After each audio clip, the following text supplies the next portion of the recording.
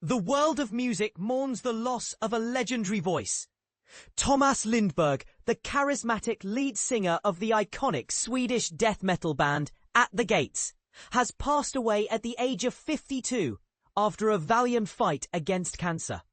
This news comes as a shock to fans and fellow musicians alike. At the Gates made this heartbreaking announcement on their social media platforms on September 16th. Revealing that Lindberg had succumbed to complications arising from his ongoing cancer treatment. They stated, Tomas passed away this morning following complications related to his ongoing cancer treatment. Despite intensive medical efforts, his life could not be saved. The band's tribute continued with powerful words about his impact, saying, Tomas, you were an inspiration to us all, a true friend, both compassionate and sympathetic. You will always be remembered for your generosity and your creative spirit. You will be eternally missed. Forever in our hearts. Lindberg's piercing and powerful vocals were instrumental in propelling At the Gates to the forefront of Gothenburg, Sweden's melodic death metal scene. Established in 1990, the band quickly gained traction, particularly after the release of their groundbreaking 1992 debut, The Red in the Sky Is Ours. In a frenzy 3-year span, At the Gates released 3 additional albums, with their 1994 album Terminal Spirit Disease expanding their reach beyond Swedish borders. However, it was 1995's Slaughter of the Soul that has been hailed as their magnum opus, achieving a remarkable spot at number 79 on Rolling Stone's coveted list of the 100 greatest metal albums of all time.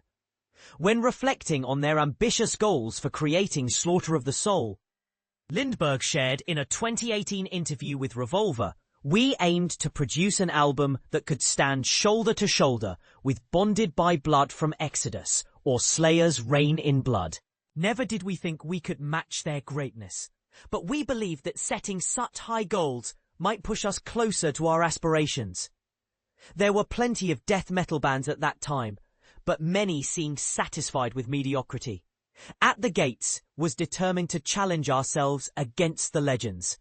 Despite the undeniable success of Slaughter of the Soul, At the Gates made the surprising decision to disband just a year later. In the decade that followed, Lindberg explored various musical avenues, participating in several projects such as the grindcore supergroup Lock Up and punk-influenced bands like The Great Deceiver, Dysphere, and Skit System. In a notable comeback, At the Gates reunited for a tour in 2008 and released a new album, At War with Reality, in 2014. Although founding guitarist Anders Björler exited the group after this album, At the Gates persisted in their musical journey, introducing 2 more records, To Drink from the Night Itself in 2018 and The Nightmare of Being in 2021. Interestingly, Björler made his return to the lineup in 2022. Earlier this year, Lindberg was diagnosed with adenoid cystic carcinoma, a form of cancer affecting the mouth and palate.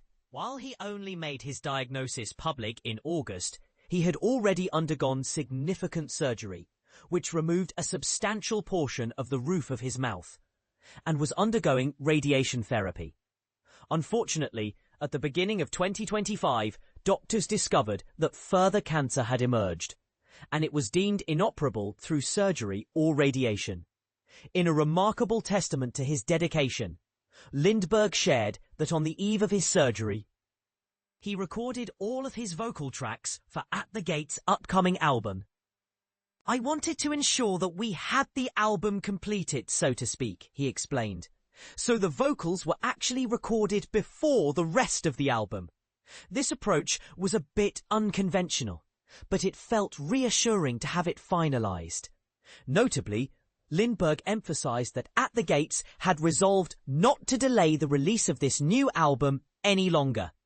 Although the band has yet to unveil additional details about it, He shared his enthusiasm, stating, "It is an album that we are all incredibly proud of, and it's the first time in 10 years that bassist Jonas Björler and I collaborated with guitarist Anders Björler on creating an entire album.